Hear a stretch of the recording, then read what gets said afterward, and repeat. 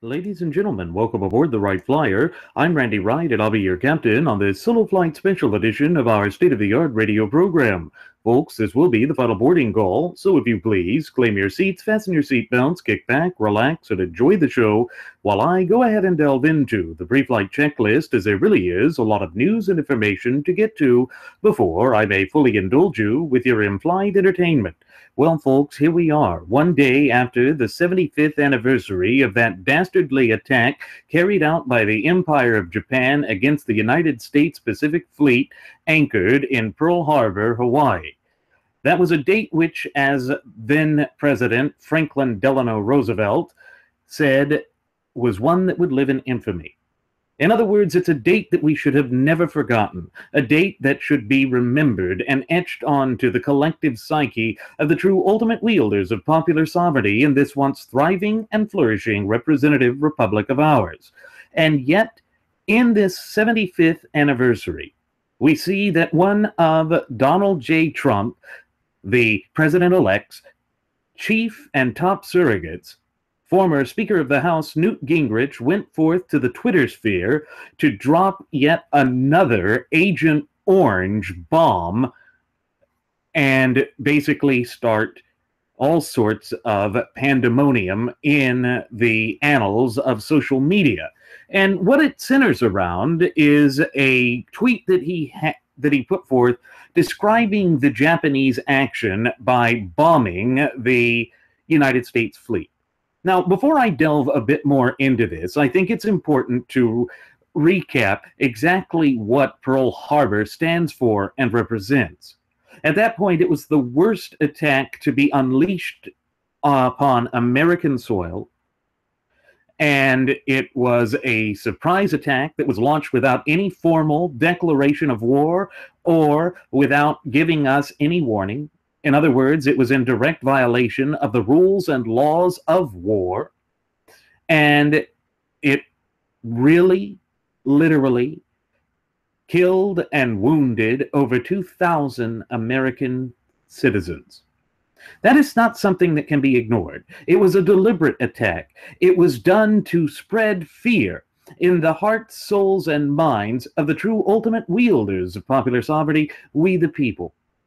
It was the Empire of Japan attempting to tell us to get the hell out of their way and to stay out of their business once and for all.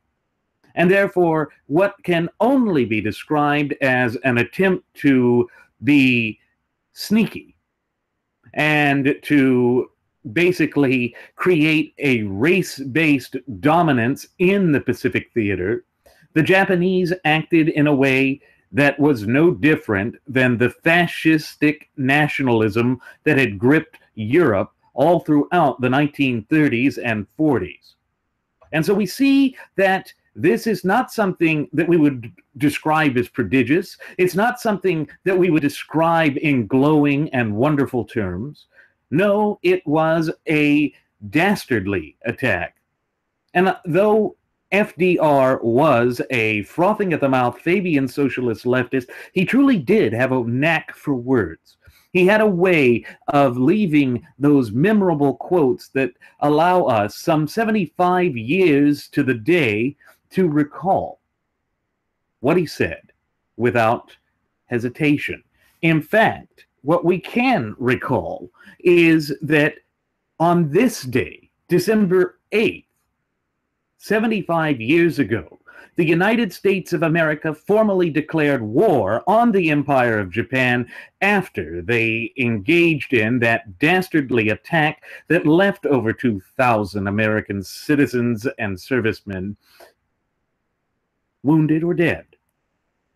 So why is it then that Newt Gingrich went out and described it as a business thing? Here's the actual tweet from Gingrich himself. December 7th is a good day to remember that the world is dangerous and shattering surprise is possible even when we have been warned. He then went on to say, 75 years ago, the Japanese displayed professional brilliance and technological power, launching surprises from Hawaii to the Philippines. That's not professional, nor is that what I would consider brilliance. It was just a move of militarism. And it was a flagrant violation of the rules and laws of war.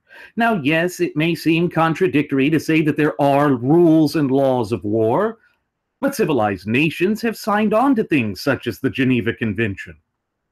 Japan was not a signatory, but the brutal way in which they treated prisoners of war, the brutal way that they carried out their campaigns throughout the dark days of the Second World War, such as the rape of Nanking and various other atrocities that were carried out in the name of their emperor, Hirohito, can only be described as barbaric and are certainly not things that we would want to applaud. They are not things that we would want to boldly proclaim are good and decent characteristics of the human condition. No, they are things that are relegated to barbarism.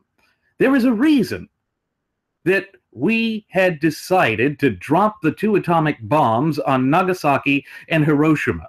It was because the Japanese had such a fanatical zeal and such a lack of value with respect to human life that we realized the only way to preserve their people and the only way to keep our losses to a minimum was to unleash a weapon upon them that was so devastating that they would sue for peace.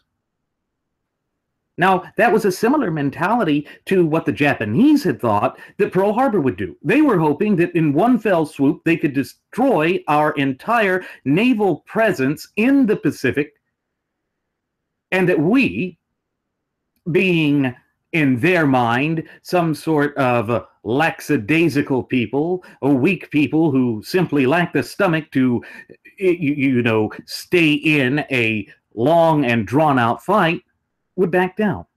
Instead, we brought the entire breadth and weight of our industrial might upon the imperialist Japanese forces. We went into a do-or-die fight in which we said, you will not be able to get away with such a inhuman attack. We prosecuted that war with a great zeal, with a great vigor. And never before in the entire course of human events had the lines between good and evil been so clearly delineated. Those were the forces of tyranny, despotism, but above all, oppression.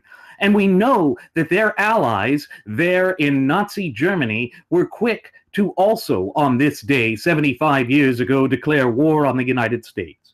Hitler stood before the Reichstag and boldly proclaimed into the microphones that American Jewry had led us astray, and therefore he felt it necessary to declare war upon the United States. That was perhaps the biggest blunder that the former corporal from Austria made. A complete and total miscalculation with respect to the fiber and caliber and quality of the indomitable and inconquerable spirit of we the people of these United States of America. But that is something that we have faced time and time again in our relatively brief yet illustrious history here on God's green earth. These forces of tyranny, despotism, and oppression have always underestimated who we are, both as a nation and as a people. And it has always worked to their great detriment. But for a former Speaker of the House to come forth and proclaim that they acted with a great professional sort of magnetism truly drives me up the wall. It shows me just how disconnected from reality he is, and it shows me that he admires the totalitarian strain that existed in the hearts, souls, and minds of the Japanese people. It's important to recall that the Japanese, during the opening salvos of the Second World War against the United States, not only had been at war in China since the 1930s, they had essentially been on a war path since they defeated the Russian fleet in 1906. They had been our allies in World War I, but the other aspect to the way that they prosecuted that war and the reason that they turned to such savagery and brutality as they prosecuted that war was because their imperial line is one contiguous line. In other words, it has never been disrupted. Unlike China, that had several differing dynasties, unlike the monarchies of Europe that had many different dynasties, Japan has had but one dynasty. And that's because throughout their history, they have had military juntas, for lack of a better term, in which the chief general became known as the shogun, which loosely translates to barbarian subduing general. And the emperor was relegated to a religious figurehead. That's what Shintoism revolved around. At the head of the pantheon of Japan's national religion is Amaterasu, or the sun goddess. And it is believed that the imperial line came straight from her. So the Japanese literally thought they were gods on earth, prosecuting a just war for their people. That's the sort of tribalist mentality that leads to deplorable actions and god-awful wars. There is no way to deny that, folks. That is just what the annals of history have shown time and time again. And as the old adage goes, those who fail to learn from the mistakes of the past are doomed to repeat history. And we can't do that. And that's why I'm rather puzzled by the fact that the former Speaker of the House, Newt Gingrich, would go out and sing the praises of the Japanese. Again, he said 75 years ago, the Japanese displayed professional brilliance and technical power, launching surprises from Hawaii to the Philippines. No, what they unleashed and what they displayed was technical barbarism. You know, there was a more important point that I think that the former Speaker of the House should have pointed to, something that goes directly to the heart of the matter of why we are such a robust nation and people. It's something that Admiral Isoroku Yamamoto, the mastermind of that dastardly attack of Pearl Harbor, realized because he had been educated at Harvard University, as indeed a great many of the Japanese high command and top brass had been. He said that it would be suicide for the Empire of Japan to attempt to invade the mainland lower 48. Well, it wasn't 48 at that time, but just to give you the idea, the mainland of the United States, because there would be a rifle behind every blade of grass. They fully realized that the American people, endowed by their Creator with fundamental and inalienable rights, and chief among those, in this instant, the Second Amendment right to keep and bear firearms, would be willing to fight the Japanese invader, that we would fight with a true ferocity. In fact, Yamamoto had gone on to say that he could only guarantee a few months of victory, 2 years tops. Well, by 1944, 3 years after the dastardly attacks on Pearl Harbor, the Japanese were in full retreat. We were destroying their forces in the air, on the land, and at the high seas.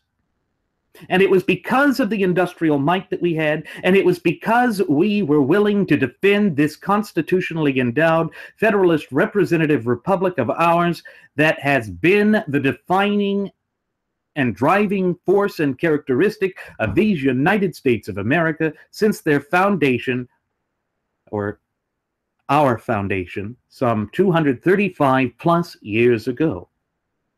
Why didn't Newt Gingrich speak to the fact that our Second Amendment rights had stood to stare down the face of the tyrannical imperial forces of Japan, preventing an invasion of the mainland United States. Isn't that more of a brilliant thing to comment on, other than the professional brilliance and technological power of launching surprises from Hawaii to the Philippines? Instead of praising the wholesale slaughter of a people that believed that they were gods on earth and were the physical manifestation of the will of Amaterasu, should we not have praised the valiant stances made by our brave servicemen? Or the sacrifices of the civilian population in Hawaii who donated blood to save as many lives as they could? Or the heroics of the naval crews who went out to try and penetrate the armored hull of the USS Arizona to save men trapped inside? Those are the things that are laudable. Those are the things that should be praised, not the technological prowess of an enemy, not the dastardly deeds of an enemy that decided that they needed to have complete and total secrecy and therefore did not declare war. So they carried out a sneak attack. Why would we pay homage to something that is so dishonorable, something that is a flagrant violation of all that we hold near and dear in this once thriving and flourishing representative republic and vibrant community of popular sovereigns of ours? It makes absolutely no sense to me. But the fact of the matter is, the former Speaker of the House had drawn some rather harsh criticism on Twitter, because we see that a Matt Phillips had tweeted at Newt Gingrich, "This is a shameful thing to post on Pearl Harbor Day. 2,400 Americans lost their lives." That's right, folks. 2,400 American citizens perished in a dastardly sneak attack designed to be a warning.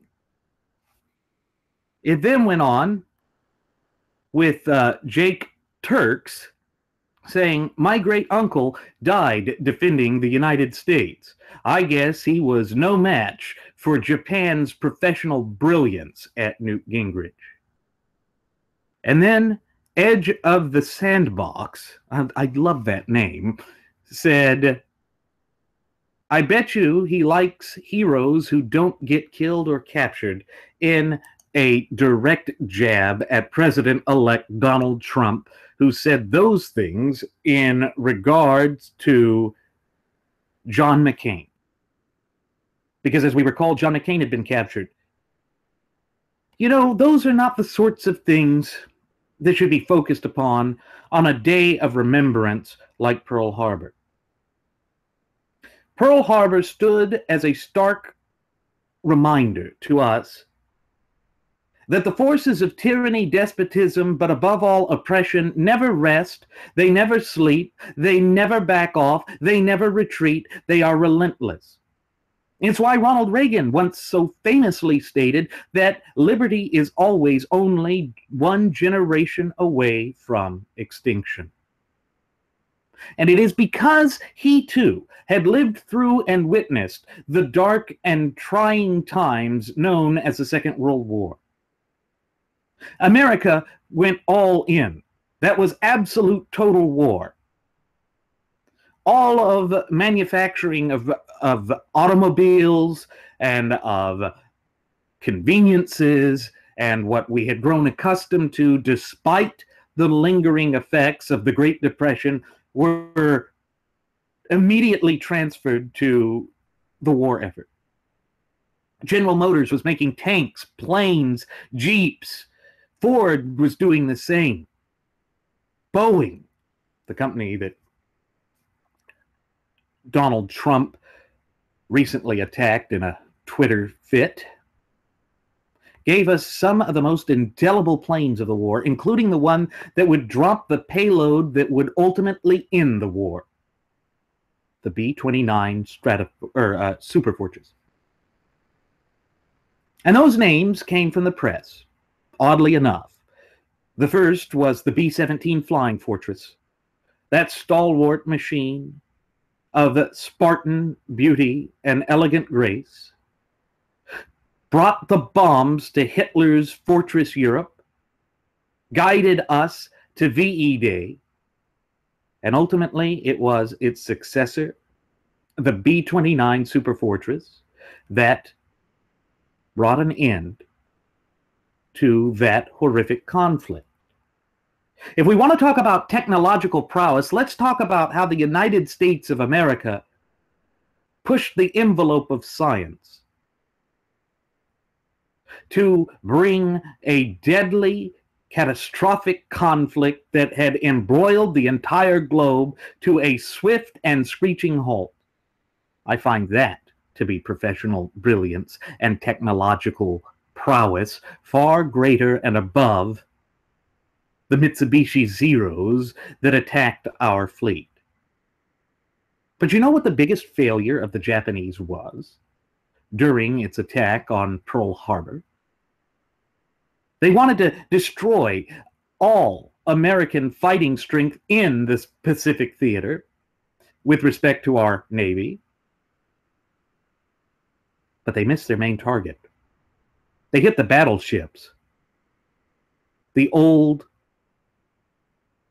archaic form of warfare that their own tactics that day proved were obsolete.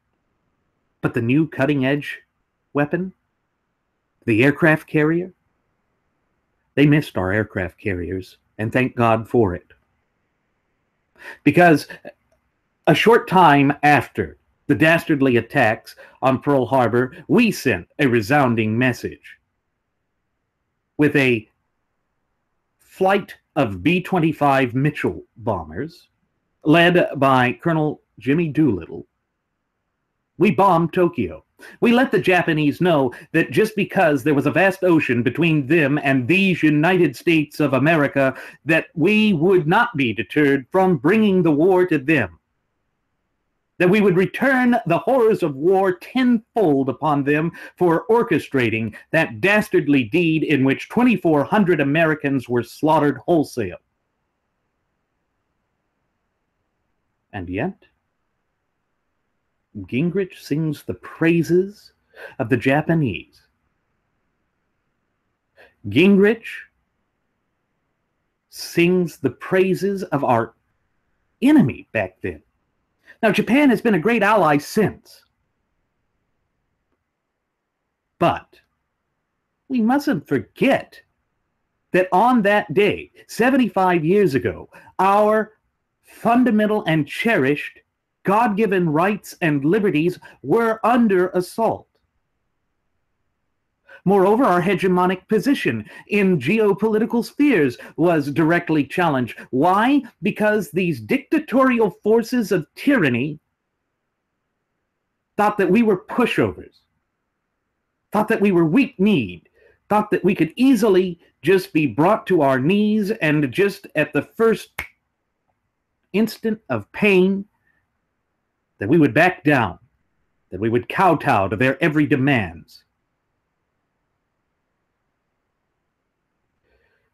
You know, we know that the Naval Academy now is having a Transgender 101 class, a type of safe space training, something that they believe will, I don't know, I guess protect their sailors from the evils of modernity. That sort of thing also speaks to the type of mentality that Newt Gingrich was displaying there. It's all a part of the symptom of the twin cancerous doctrines of political correctness, but in this instant, moral relativism. We here at Radio Aviation Excellence, the Wright Flyer, have declared war upon those two cancerous doctrines because they truly have no place in an open, honest, but above all free society like that of these United States of America. I know that we have oftentimes reiterated that on previous episodes, but it is true. When you look at the current state of affairs and the way that things have gone awry, it can almost certainly be traced back to these sorts of nonsensical positions, this sort of drivel that has weakened us. And of course, it gives encouragement to forces like the Islamo-fascist state that seeks nothing more than to establish a global caliphate in which they will enslave us to what the agent provocateurs of political correctness, the so-called moral, tolerant diversity warriors, the social justice warriors, have labeled the religion of peace. You see how dangerous this dark and twisted game of semantics is? And you see how dangerous it is when you are applauding the forces of barbarism and tyranny? It's shocking. And he should have exercised judgment. But that's part of the problem. We see that with the bizarre ascendancy of President-elect Donald J. Trump, people don't think anymore. Common courtesy and civility have gone out the door. But why do we want to emulate barbarians? Why do we want to become a force of despotism when that stands in stark, complete, and polar contrast to the clear and concise language contained within the four corners of our shared United States Constitution? It makes no sense to me as to why we would sing the praises of those who want nothing more than to see us destroyed from within. That's certainly what a Stephen K. Bannon wants, a self-avowed Leninist. We cannot afford to lose sight of who we are, both as a nation and as a people, because if we do so, then we are approaching a point where we will teeter over the edge and fall off that proverbial cliff. And we can ill afford to do that.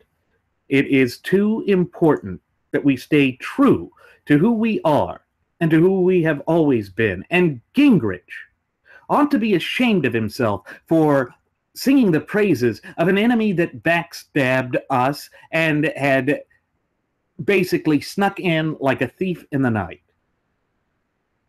That's not professional brilliance or genius.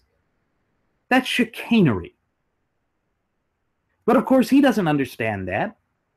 He likes sneaky tactics. He likes basically pulling one over on people. Because that's how obviously the tactics that President-elect Trump has used time and again in his shady business dealings and ventures. So, of course, he would find reason to applaud the sneak attack that occurred 75 years ago yesterday. But folks, my grandfather, my maternal grandfather, was the liaison between the Pentagon and Congress. In other words, he was the man who worked under General Marshall and got congressional appropriation for funding for the Pacific Theater. He didn't want to be drawn into war. He was almost 40 years old, as he was born October 8th of 1906. Stripped away from his pregnant wife, he was drafted, having to leave his burgeoning legal career, and he was drawn into it.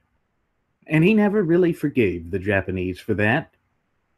And he would take great issue with what Newt Gingrich was saying there in the Twitter sphere, because it was singing the praises of those who had taken him away from his family, to those who tortured prisoners of war, to those who thought it was a cute game in Nanking to take little babies and throw them up and catch them on their bayonets. That's not professional brilliance, Mr. Gingrich. That is savagery. That is barbarism. And you of all people, should know the difference. But I'm not surprised that you don't.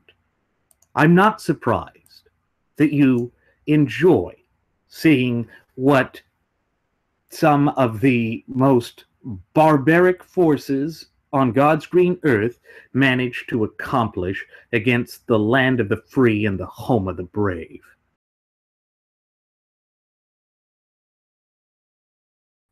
Folks, just as we shouldn't be lauding the dastardly sneak attack of the Japanese against Pearl Harbor that occurred 75 years ago, we shouldn't also be applauding the type of sneaky tactics that have been employed to bamboozle the conservative voters.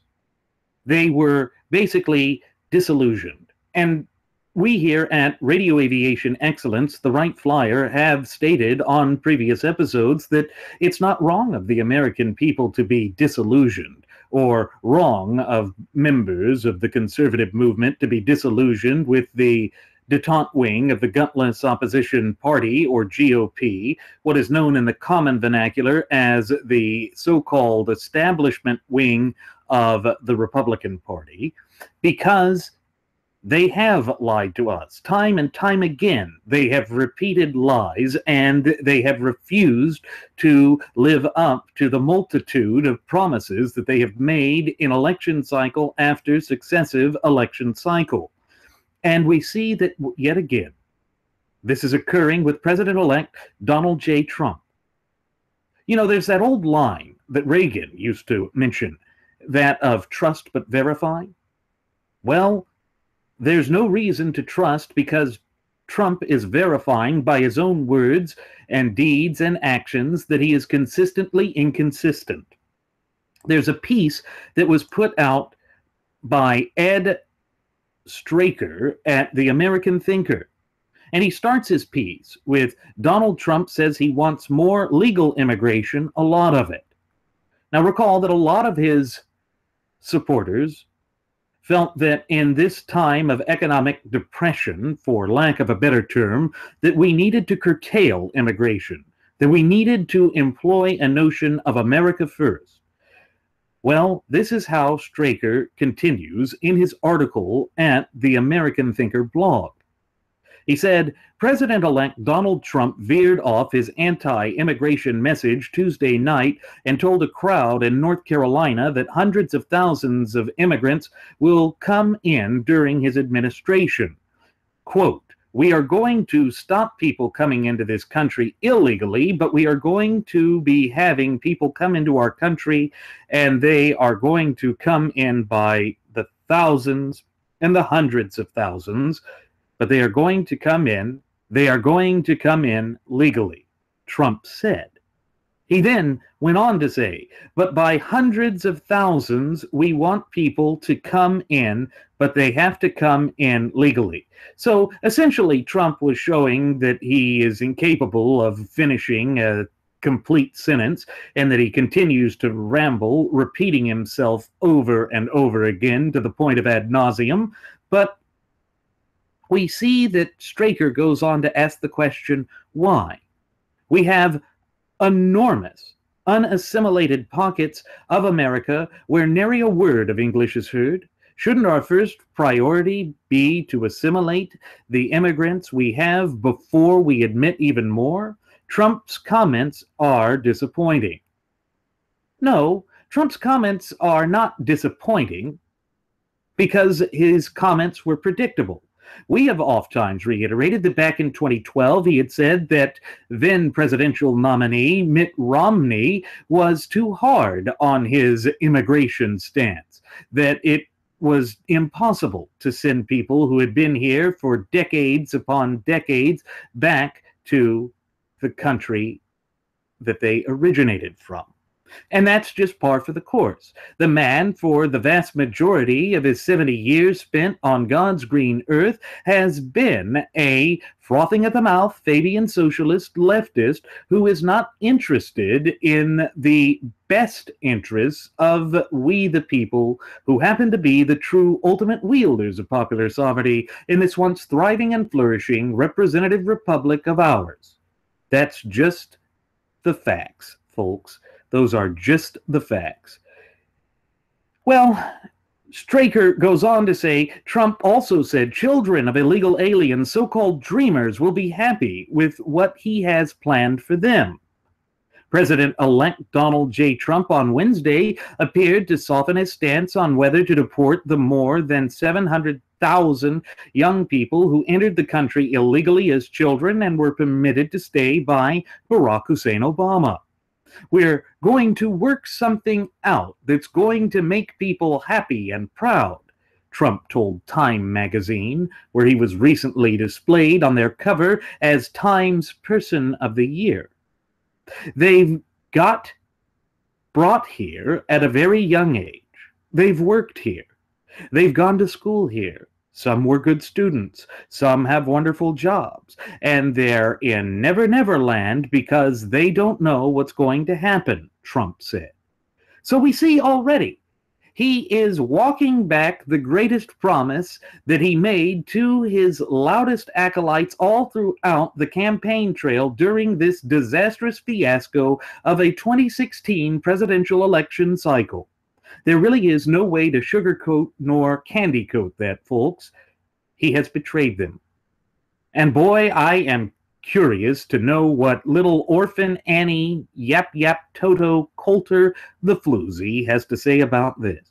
Because she had penned that drivel, worthless diatribe of a propagandistic book, In Trump We Trust, based on the hardline immigration con game that he had wrought upon the American people. We said this would happen. We have been warning here at Radio Aviation Excellence, the Wright Flyer, for 1 year and 3 months now, folks, that the man is not who he claims to be, that this was all a major con game, a two-card Monte game in which we, the people, are the ultimate marks. A position for him to enrich himself, to line his pockets off of the taxpayer. That's what this is. So Trump talks like a liberal, Straker says. I feel as though I'm reading a transcript from an NPR show. He's showing more empathy for illegal aliens than he is for American citizens. Shouldn't it be the concerns of Americans he should be considering first, before the feelings of illegals? These people are taking taxpayer money and American jobs, some committing crimes, and many are not assimilating and speaking English, and Trump wants them to stay. He went on to say, ever since Trump posed for a photo with illegal aliens, it has been obvious where his true sympathies lie. While I believe he may do many good things as president, such as build a border wall, now reduced to a fence, possibly appoint good judges and reduce regulations, I think, based on Trump's own words, that most of our illegal aliens are here to stay. Because if the kids are being allowed to stay, surely their parents will be as well. Well, yes, that is what Trump was going to do. He is reverting back to the position that he held before he ever considered throwing his hat in the ring for the 2016 election. In other words, the man has not changed politically.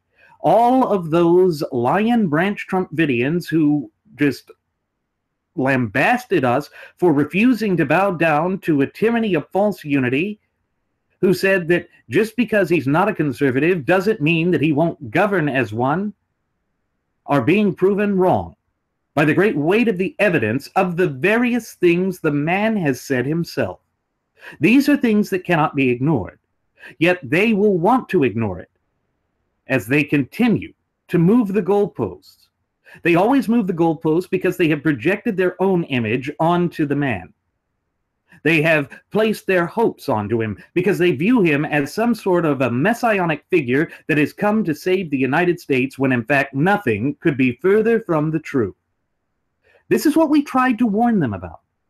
But because they suffer from acute ostrich syndrome, shoving their heads up their posteriors as opposed to the sand, they chose to disregard our near-prophetic warnings. Well, now you have to own up to it. And of course, they're going to try and avoid responsibility. Many of them are happy with this notion of frothing at the mouth Fabian socialist leftist tactics and strategies. Ben Shapiro at the Daily Wire had put out a piece where he put some startling numbers out, and while I can't remember the percentages off the top of my head, there was a sizable chunk of the Republican Party who is okay with Trump meddling with private affairs and businesses, basically allowing government to pick and choose winners and losers, as he attempted to do with Boeing with that reckless tweet he put out a few days ago. Or how he tried to pick winners and losers with the Carrier deal. And oh, by the way, Trump went out and attacked one of the union bosses for Carrier for disagreeing with him. Now, we don't like labor unions. We think that they are detrimental to individual rights, but it's interesting to see that the very people that Trump was trying to help are now controverting the things that he said, showing how the deal is not that good, showing how it truly is that lamentable type of capitalism known as crony capitalism, and where he attacked the free market. They're showing that he was not forthright, that many of those jobs are still headed to Mexico, and some of the jobs that he was claiming to save in his inflated numbers of the ego-driven mantra that he was putting out there simply aren't so. Again, folks, this is clear obfuscation of the truth. This is propaganda. Whereas if you repeat a lie often enough, and as long as that lie is boomerang proof, then it becomes the truth. That comes straight out of Joseph Goebbels' tenets of propaganda. And we know that Trump has been taking the pages from that book, both during the primary process and election, all the way through to this post-election point. And yet the loudest acolytes and cheerleaders for Donald keep moving the goalposts. It's as Jeremy and I pointed out on our last show together that Rush Limbaugh, who once proclaimed himself to be the voice of conservatism in these United States of America, is praising his idea for a 10-year, trillion-dollar infrastructure spending plan, a stimulus package which is right out of FDR. But as we have shown on previous episodes of Radio Aviation Excellence, The Wright Flyer, those stimulus packages are forms of socialism. And as Alexis de Tocqueville said, anyone who supports socialism is merely a proponent for New Age feudalism, as they seek to micromanage and control the facets of our daily lives from cradle until grave, to establish a caste system where the upper crust are shielded from the failed policies that they are seeking to force upon the rest of us completely against our will. These are things that cannot be ignored. These are things that we ought to be concerned about. Yet, so many who once proclaimed to be conservatives ignore it. They are the modern lullards. They are out there humming a tune to drown out reality because they simply cannot face the truth of it. Their ego is too involved. They don't want to have to eat crow, and they certainly don't want to have to wipe the egg off of their face. They want to say that that egg is gold, and that their fearless leader had given it to them. That is how they approach this. That is what they want us to bow down to. They want us to get in line, as I have so oft times been told by Trump supporters. Because clearly we were wrong, they say. If we were wrong, then why is it that you attacked Barack Hussein Obama for stimulus spending packages? Why is it that these voices that once claimed to be conservatives are applauding the very thing that they lambasted for 8 years? Those are some serious questions. Ones in which they cannot provide a suitable or adequate answer because it will expose them for the frauds, charlatans, and hucksters that they truly are. But we knew this was coming.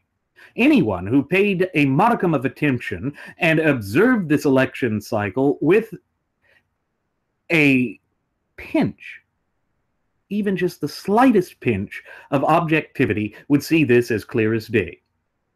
Because it's the position that Trump holds. Trump is all about big league or bigly. Because that's what he always goes to. Like some petulant child or like a moth drawn to the flame, he wants the government to be robust. That's why he said, "Make America great again," when in fact America has not once ceased being great, because we are still governed by the supreme law of the land, which pursuant to Article 6, Clause 2, the Supremacy Clause, is none other than our shared United States Constitution.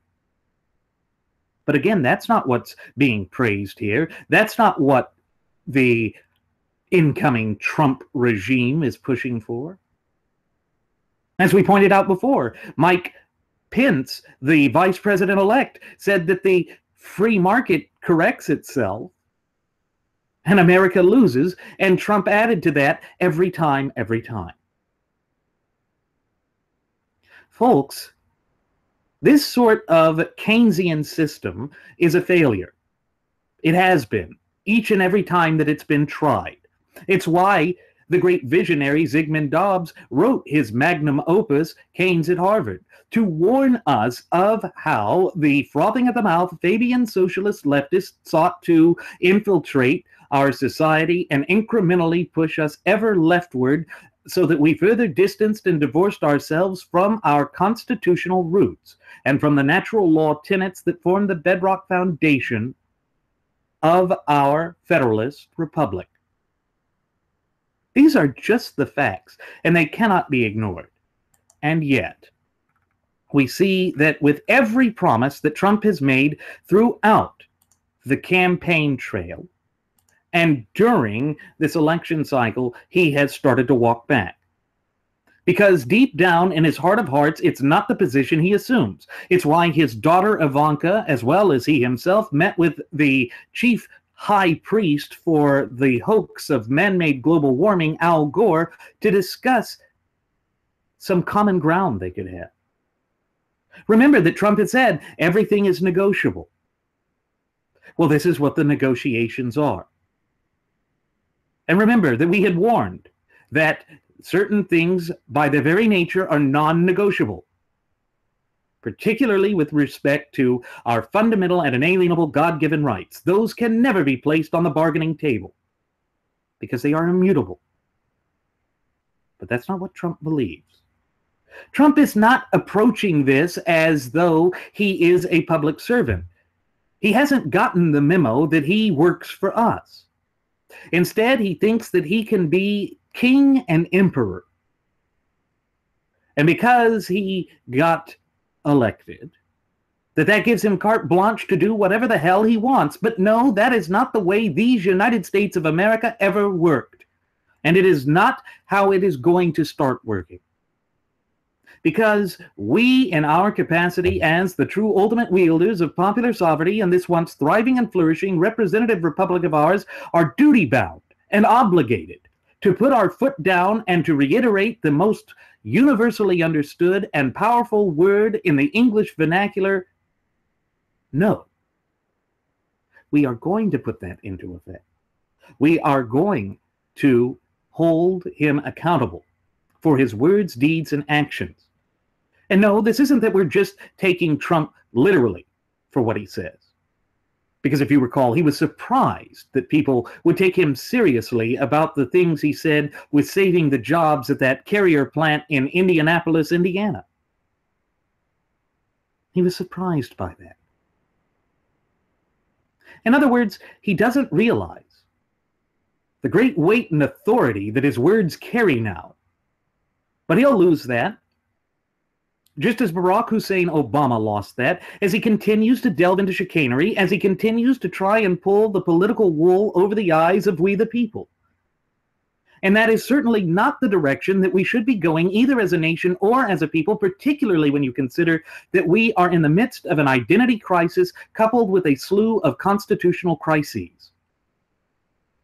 But again, His acolytes don't want to admit that. His acolytes don't care. His acolytes think that we should just shut up and step in line.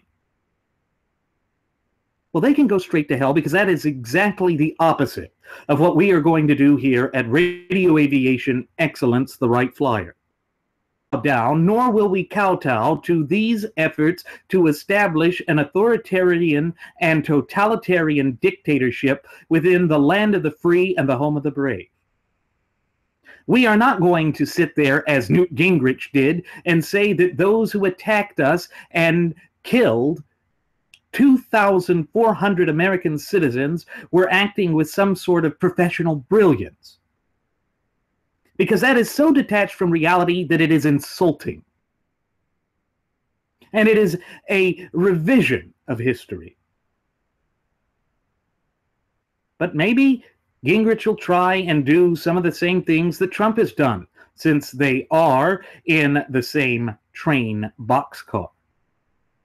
Basically saying, oh, I didn't mean it that way. Basically also fully demonstrating to all of us, beyond a shadow of a doubt, that they do not think before they speak. Why? Is it because of vulgarity? Is it because Donald Trump is a vulgarian that we now embrace vulgarian tactics and vulgarity across the board? Recall that Sam Adams, that great founding father, said that in order for the United States to be a robust and successful republic, it had to have a virtuous people. Virtuous people think. They put deep, concentrated thoughts into their words, deeds, and actions. They don't just fly off at the hinge. They don't just wing it. And part of being articulate, part of being able to convey a message to people, is thinking about the message, conveying that message in an honest fashion. But these forces of divisiveness and of duplicity do not care. They try to erroneously lump it in with that cancerous doctrine of political correctness and say that anyone that takes issue with it is clearly just pushing for that Fabian socialist doctrine. But that is not the case. The truth is what we should be focusing on. And as the great philosopher Aristotle said in his Art of Rhetoric, people more easily accept the truth. And therefore, when someone lies, they have to implement duress. They have to implement thuggish tactics of threats and deplorable actions.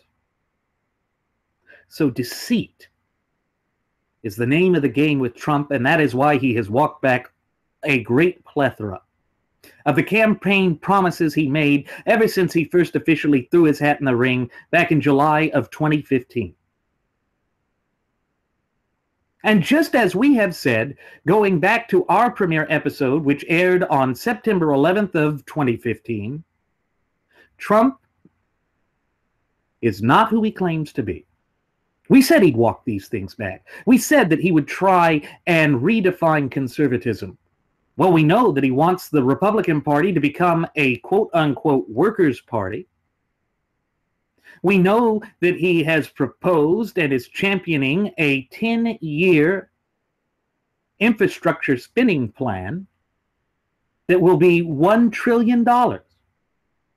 Oh, and just so the Lion Branch Trumpidians can't try and say that we don't hold our choice accountable, Ted Cruz was absolutely wrong in support of the carrier deal. He was wrong. If he believed that the government should be picking and choosing winners, then why, when he was in the campaign trail and during the primary process, when he was caucusing in the state of Iowa, did he refuse to support the Iowa ethanol subsidies? Because that is infrastructure spending and stimulus spending like that which Trump is proposing to adopt. And maybe global warming will be the next thing that he stands up for. We know that his daughter, Ivanka, the one who promoted a federally mandated minimum wage of $15 an hour and federally mandated parental leave, it has said that she wants to come forth and advocate for global warming. But if his children are to keep leading the Trump company, should they not be disinvolved with politics? Be a disinterested group? Again, it's more consistent inconsistency on the part of Trump and his family and surrogates. They don't care about the truth. They would sacrifice truth on the altar of power and the almighty central government. And of course, that is diametrically opposed to the foundational image that our founding fathers envisioned at the inception of this nation some 235 plus years ago. And so we see that a man who was born 5 years after the dastardly attacks on Pearl Harbor, Wake Island, the Philippines, Guam, he implements the same sort of sneaky tactics and strategies of lying, of saying things are fine, of trying to put on a face to bamboozle the people because, like the Japanese during World War II, he was trying to con the American people. In the case of the Japanese, they didn't necessarily think we were stupid. They just thought we were weak, that we lacked the fortitude to hang in on a long, drawn-out, and bloody fight. In Trump's case, he literally does think we're stupid. That's why he said during the campaign trail that he could go out onto Fifth Avenue and shoot someone and he wouldn't lose a single voter. And of course, the Lion Branch Trumpidians are proving this time and again as they continue to move the goalposts and refuse to hold him accountable for his words, deeds, and actions. But we here at Radio Aviation Excellence, the Wright Flyer, will continue to hold him accountable for his words, deeds, and actions. Because he has been entrusted with the reins of political power in this once thriving and flourishing representative republic of ours, we cannot allow him to run kowtow and with carte blanche to trample upon the Constitution. Because as my first officer, Jeremy Grapington, has so oft-times reiterated on previous episodes of our state-of-the-art radio program, without our rights, we are left with nothing. Absolutely nothing. Now, folks, I want you to stop and think about that for a moment. Think about the great and grave impact that this recklessness on the part of Trump is having. And then I want you to think about some of the things that the Trumpidians have been saying, that we can't hold Trump accountable yet because he hasn't been sworn into office. Yet he's intermeddling already. The carrier deal, this alleged deal with Japan, that tweet about Air Force One and Boeing. He is acting like he's president already, and he's acting like he is the boss of us all. Just because it is the highest office in the land does not mean that it is the highest power in the land. The highest power in the land is providence above, God, the God of nature. The second highest power in the land can be found in the opening lines to the preamble of our shared United States Constitution. We the people. We are the ones who are the true ultimate wielders of popular sovereignty, even though Donald J. Trump seems to not understand this. But we will be here to remind him of that fact. We will not stop reminding him of that fact. And even though he doesn't like it when people hold him accountable for his words, deeds, and actions, and point out his rather consistent inconsistencies, we are going to do exactly that. Because in our capacity as the true ultimate wielders of popular sovereignty of these United States of America, that is our duty, obligation, but above all, our responsibility. It is not something we can back down from. It is not something we can delegate, and it damn sure is not something that we can ignore. Therefore, we look at these things. We tell you about these things because we want to empower you to help you foster that fluent and working knowledge and understanding of not only our shared United States Constitution, but also your fundamental and inalienable God-given rights. Because again, the rights are an integral part of who we are, both as a nation and as a people. It is not something that we can separate from ourselves. And we damn sure shouldn't do it for chicanery or for political expedience, because that is the surest path to despotism. And that is the last thing that we ever want to embrace in the United States of America. Folks, one thing that my first officer, Jeremy Grapington, has oft-times reiterated on previous episodes of Radio Aviation Excellence, the Wright Flyer, is that the economy in and of itself is not all that important. In fact, it's not important at all. And that's because the ability to have a thriving and robust economy is dependent upon the country following the clear and concise language contained within the four corners of our shared United States Constitution, that in so doing we allow ourselves to be a robust economy. Because when you look at the natural order of things, what is known as the natural law tenets, something that can be universally understood by the application of sound reason and logic, you see that our own individual ingenuity and drive is enough to create a robust economy. That is what we would refer to as the free market.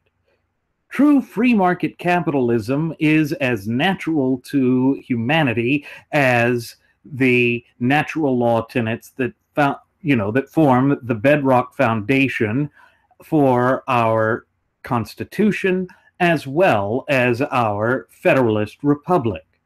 Those things are inexorably tied together. You cannot have freedom of government and free conscience without a free market. But we see that the free market has come under a deliberate attack, not just from the usual suspects in the rank and file of the frothing of the mouth Fabian socialist leftist, but from those who proclaim to be conservatives. I point again back to that carrier deal just a couple of days ago, in which Vice President-elect Mike Pence, the current sitting governor of the state of Indiana, said that the free market sorts itself out and it's the American people that lose. And Trump said that that happens every time. And it's, as we said before, intellectually disingenuous for them to assume such a position, because we do not have an unfettered free market. Whether it's the Pope with Pope Francis there attacking free market capitalism, or Hillary Clinton, or Vermont Senator Noidface Boyne me Sanders, or President-elect Trump, or Vice President-elect Pence, they are all preaching a message that the free market hurts the American people, and that we need to have more robust Keynesian-style economic controls, stimulus spending, that sort of thing. And it's the same mindset and mentality that drives Trump to say that we should allow the Dream Act kids who entered this nation illegally to be able to stay. It's that type of faux compassion. It is that type of deception that really does harm the true application and exercise of power in line with how our founding fathers intended for this nation to run in perpetuity, meaning from the inception of the nation until the end of days. Of course, that seems too abstract for Trump. Trump wants to go to immediate concerns. Trump wants you to think that he is there to help you. But he'll say anything to get what he wants. He will market this in a way that you want to hear it, because that is what he has always done. He is a marketer. He might even call the things that he says puffery. as a way to protect himself.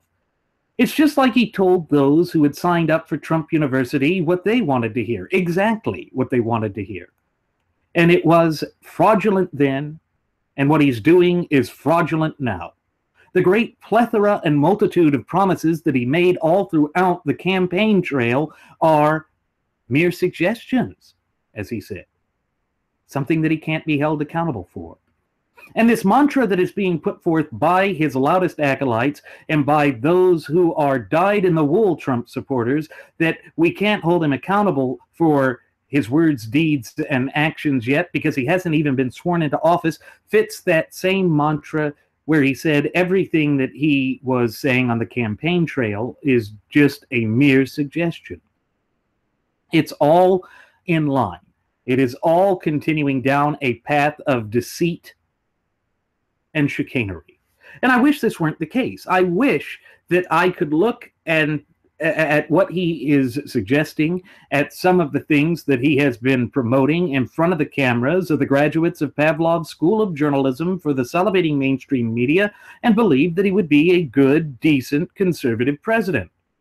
Unfortunately, the girth of the evidence shows nothing could be further from the truth. There's a piece from Constitution.com that was written by Kyle McDonough today, in which he says, let's be honest about Trump and his trade policies. Now, McDonough has a picture of Trump with a quote next to him, in which Trump is quoted as saying, I love free trade, I'm a free trader, 100%. But we, meaning the U.S., need smart people making the deals, and we don't have smart people making the deals. So McDonough starts his article with, it's no secret that Donald Trump was elected president due in large part to his promise to negotiate better trade deals on behalf of the American working class. Again, we've said over and over again that what Trump is doing here is being the Pied Piper for disillusioned conservatives. Those conservatives who believe that the detente wing of the gutless opposition party, or GOP, have not been operating in their best interests. And they're right to feel that way, that the leadership of the Republican Party has betrayed them in election cycle after successive election cycle. But to turn to the shrill siren song of the Pied Piper of disillusioned conservatives is not a good idea. So it goes on. The spirit of this kind of campaign promise is appealing to anyone who isn't a left-wing communist dressed up as a Democrat. But the problem is, as I digress from this article for a moment to provide you a bit of my analysis here, is that Trump is a communist dressed up as a Democrat, dressed up as a Republican. After all, McDonough continues, those of us who voted for Trump are patriotic Americans who want to see our beloved country thrive. Well, the problem with that is, Kyle, that Trump is not seeking to make the nation thrive. He's seeking to line his pockets. We're tired of being told, he says, that America's phony problems, systemic racism, are our fault, and America's real problem, abysmal economic growth, are here to stay. Well, I agree that the fake problems, such as that ridiculous notion of alleged systemic racism, is a calling card of the left, one that is hollow, one that is not true, but I don't agree that abysmal economic growth is a real problem, because the real problem is the Constitution and the fact that the government has backed away from it. And so abysmal economic growth is a direct result of the draconian tactics and policies implemented by the left and by some on the right, which go to further distance and divorce ourselves from the supreme law of the land, which, pursuant to Article 6, Clause 2, is none other than our Constitution. And one would think that someone penning an article for Constitution.com would realize that. But I digress. Going back to the article, he says, going from a president who actually told all of America, you didn't build that, to one who in 1,000 ways said, yes, we damn well did and will do it again, is inexplicably gratifying. Again, this is the raw emotionalism that we have been warning you about here at Radio Aviation Excellence, the Wright Flyer, for a year and 3 months now, folks. But McDonough goes on. Having said that, now that Trump is elected, it's important that we stay intellectually honest and hold him accountable. Thank you. You need to do that. Hillary Clinton is no longer a threat. Donald Trump is our president-elect. We should be as vigilant as we are optimistic. Well, I don't know how you can be optimistic. I'm not seeing much to be optimistic about here. On more than one occasion, Trump has floated the idea of imposing large tariffs on steel products entering the United States. The logic is simple enough to follow. American steel companies are able to produce and sell a ton of steel for a specific market price and maintain profitability. China also produces a ton of steel and ships it to the United States, but sells at a lower market price, undercutting American steel companies. How does China manage to set market price even after adding the cost to ship their product overseas? Subsidies. The Chinese government subsidizes their steel production, driving the cost to produce a ton of steel down, thereby allowing them to sell at a lower price in America. American steel companies argue that this is an unfair playing field, and America should impose a tariff that would level the prices. If China subsidizes their steel production to the tune of 35%, then the American government should impose a 35% tariff on every ton of steel entering the United States.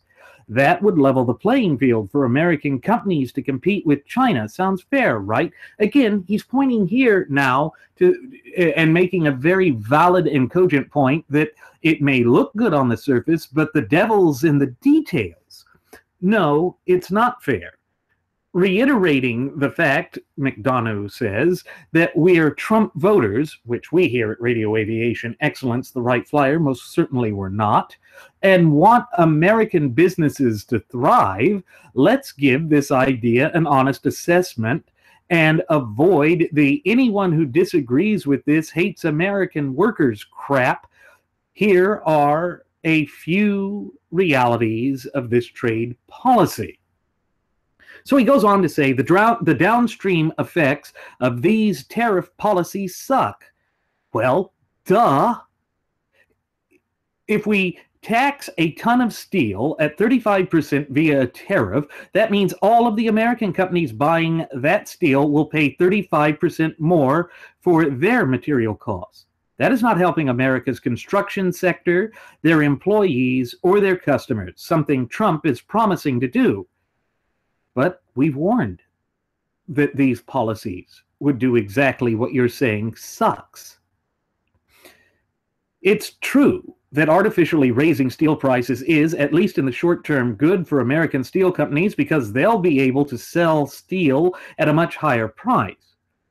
That's why they have lobbies in Washington, D.C. demanding the government protect them from China's steel subsidies. The immediate effect is noticeable and tangible for them. What is less noticeable but extremely significant are the downstream effects of raising steel costs, something that hits every part of the economy and eventually steel companies. After all, higher steel prices are only good if someone is buying it. When the construction sector has to tighten its belt, that won't be good for American steel producers. And he makes a valid point there. The bottom line is that free trade will always be the best policy for any economy because the central planners of government can't impose profitability. Well, that's the problem. Trump doesn't believe that. That's why he wants that $1 trillion infrastructure stimulus spending package to be implemented over a period of a decade or 10 years.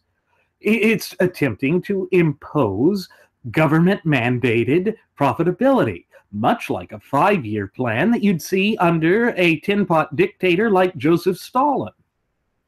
But that was not paid attention to during the election cycle. Kyle goes on to say that we wouldn't apply this logic anywhere we're more familiar with, like gas or healthcare, except that Trump does, with healthcare at least. Think about it. Nearly everyone reading this has never bought a truckload of I-beams, but they've all probably bought quite a bit of gasoline. In the last couple of years, we've enjoyed much cheaper gas at the pump, due mostly to a significant increase in output from OPEC.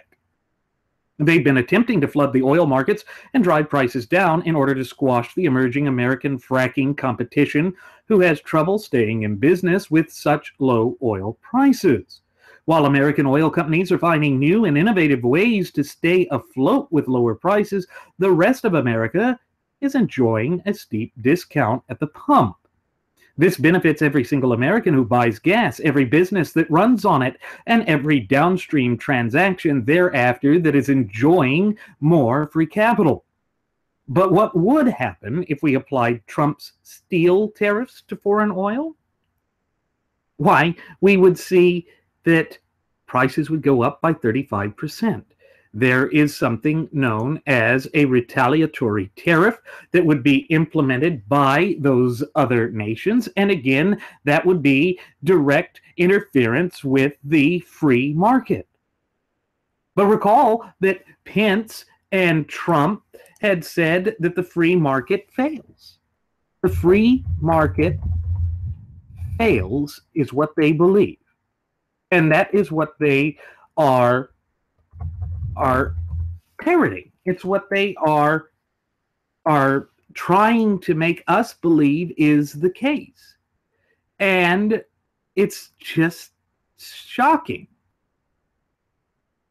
But let's also remember, because he mentioned, he being McDonough over there at Constitution.com, that we wouldn't do it with healthcare, that certainly that wouldn't be what we should focus on. And it's surprising that this video that I have, that I'm going to share with you folks, comes from Trump saying that he has a heart and that that's why we have to basically have government-controlled healthcare. This is the nonsense. It comes from Breitbart, which is shocking, really. But and again, it's trying to call Cruz a liar. The usual drivel that we see from them. But I'm going to play this clip. So here it goes.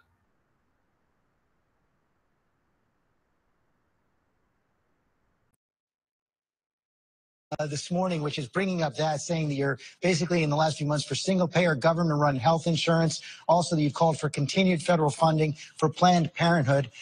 On that Obamacare issue right there, he's saying because you want the government to pay for everyone to have health care, that is just like Obamacare. Look, Ted Cruz is a total liar. I am so against Obamacare. I've been saying it for 2 years in my speeches. I'm going to repeal and replace Obamacare. I don't even know where he gets this, but he's a liar. He didn't even put down in his financial disclosure forms that he bought. All right, so we see he says he was a liar. He was a liar. Lying Ted. That was the drivel that Trump said. Except that now we know that he's said that he's willing to keep parts of Obamacare after he had a conversation with Obama in the Oval Office. We know that he wants to keep the costliest aspects of it, and he wants to gut Medicare. He's doing all the things that he said everybody else was lying about when they were discussing it with him. But now that he has clinched the election, he's doing everything that we warned he would do. He is, again, proving that he is consistently inconsistent when it comes to conservative principles and policy positions, because deep down, ultimately, he is not a conservative. And to all of those Trump supporters who said that even though he is not a conservative, that doesn't mean he wouldn't govern as a conservative, here is the proof, and it's in the pudding. He has backed off on everything. He has continued to give us this diatribe. He has done nothing but share bald-faced lie after successive bald-faced lie in the hopes of getting what he wanted, which was the highest office in the land. That was it. It isn't about the best interests of the American people. It isn't about promoting our best interests. That's why he's pushing all of these trade tariff deals. That's why he willy-nilly goes out and says that he's going to cancel a $4 billion contract with Boeing for the next Air Force One plane. Except that Boeing comes out and says that no, the contract wasn't even near that amount. If you can't be honest, and if you must exaggerate and spin tall tales, then the presidency is really not what you should be doing. But of course, this is not the first time that the United States of America has had a populist president who basically engages in tall tales. The first time occurred under the first imperial president of these United States of America, Andrew Jackson. Jacksonian populism sought to redefine the United States. But in one critical aspect, Trump is even worse than Andrew Jackson was. You see, Jackson was about balancing the budget to end debt in the United States once and forevermore. And he managed to accomplish that. But at the same time, he implemented such harsh tariffs and basically ruled over the private sector to such a degree that it plunged America into its first economic panic, its first real, lasting economic panic, and also propelled us ever faster into that divisive war, the war between the states, or as it's known in the common vernacular as the American Civil War. So if we embrace this sort of notion that the government should be able to pick and choose winners and losers in the private sector, we will fall into the same trap that we fell into after our first populist president, Andrew Jackson. And again, this is why we have oft-times reiterated on previous episodes of Radio Aviation Excellence, the Wright Flyer, that populism doesn't work. Populism is just a thin veneer for the frothing at the mouth Fabian socialist leftist ideology, which has been paraded around as either progressivism, populism, pragmatism, you name it, any of those isms, instead of the one true ism, constitutional compositionism. If we go back to the original language that composes the Constitution, and we follow it and strictly adhere to it, then we unlock the chains and shackles that have been inhibiting the true ultimate wielders of popular sovereignty in this once thriving and flourishing representative republic of ours, we the people. And in so doing, we allow the American people to be free. We allow them to build their own businesses without fear of these harsh, draconian government regulations and stimulus spending things that suck their profit dry, because that sort of system is nothing short of parasitic. It's a leech that bleeds us until we are anemic, and it allows us to do what we think is right, to spend the money how we see fit, to realize that the government and thereby the infrastructure belongs to we the people, and that it should be taken care of at the state and local levels. Sure, you're going to talk about the interstate highway system or freeway system. Okay. But who takes care of that now? Not the federal government. Texas Department of Transportation, your various own states maintain them. Sure, it was built by the federal government for a national security reason, not just for stimulus spending. That's part of federalism. The true proper division of power between the federal government and the governments of the several respective states must be done in a fashion that the closer it is to the people, that's where it has the most power. When you look at the very design of our federal government as outlined in the clear and concise language of our shared United States Constitution, you see that the federal government is one that is limited in scope, breadth, and power. In other words, the federal government must trace any rightful and legitimate authority to act back to a power that is specifically enumerated unto it by the Constitution itself. And again, this is strengthened by the fact that Article 6, Clause 2, the Supremacy Clause, states in no uncertain terms that the United States Constitution is, in fact, the supreme law of the land.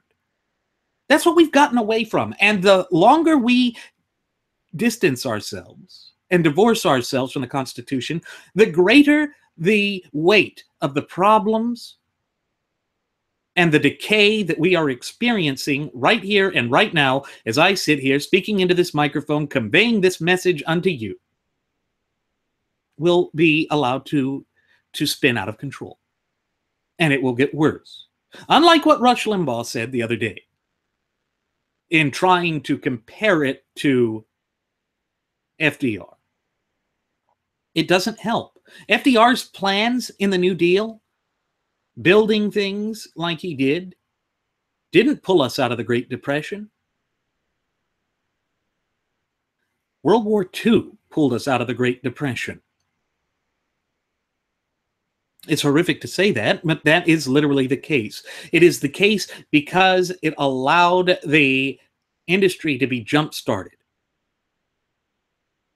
And it was after World War II that the economy really took off, when we returned to free market capitalism. But that's not what's being proposed here. And I understand that they're struggling with that over there at Constitution.com. And I understand that Kyle is struggling because it's literally assuming the positions of the left. It means that they have now forced themselves into a position where they must defend the indefensible. How can you claim to have said that Trump will be better than Hillary Clinton when he is implementing and adopting the language and very policies that have been started under Obama or under other socialist types? You can't. In other words, this whole notion of the lesser of two evils, as we have oft-times reiterated on previous episodes of Radio Aviation Excellence, the Wright Flyer, has proven to be a falsehood.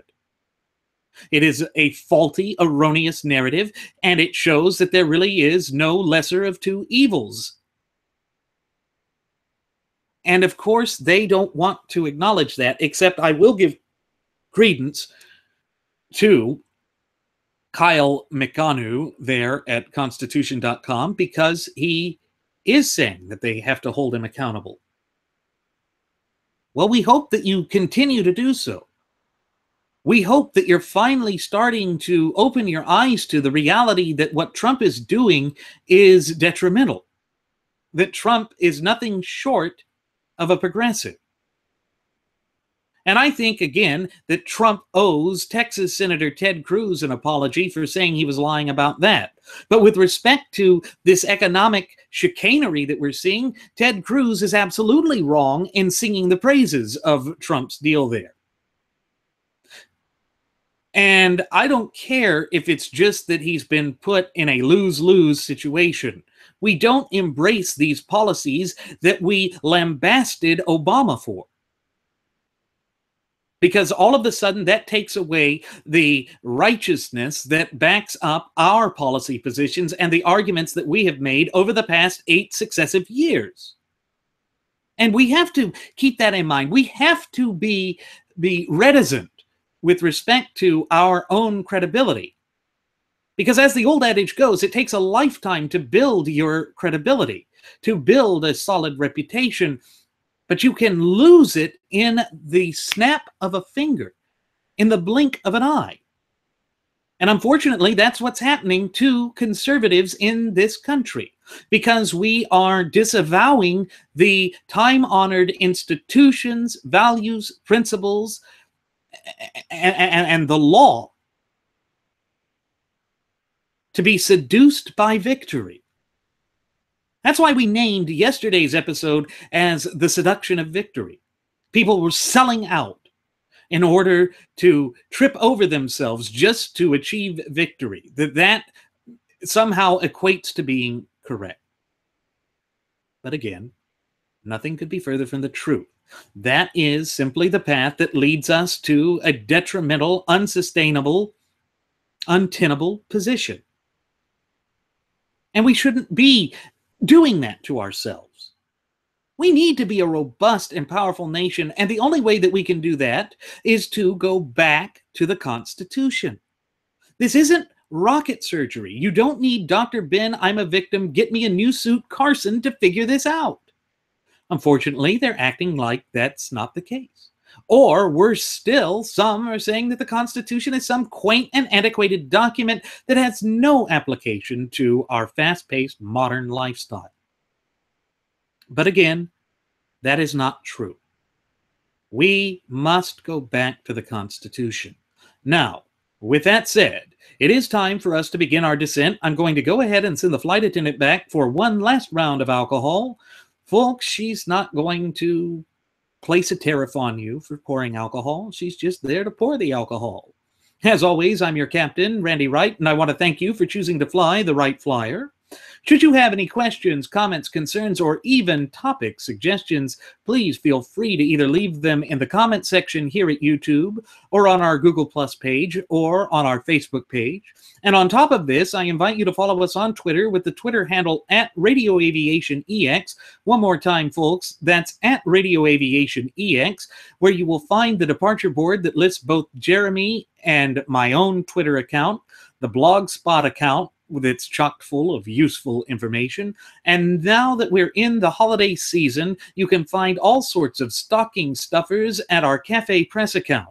Hats, ties, drinking glasses, mugs, thermoses, tote bags, laptop protectors and sleeves, phone protectors and sleeves, buttons, jewelries, you name it, either with our original Radio Aviation Excellence, the Wright Flyer logo on it, or our first class passenger logo on it, or the two Uplifting America logos. There is so much to choose from, and they are all at reasonable prices. So get your shopping done, because Christmas is fast approaching. And with that said, folks, let me wish you a very, very Merry Christmas. We hope that you are all doing well and are safe and getting ready to be with your family, friends, and loved ones.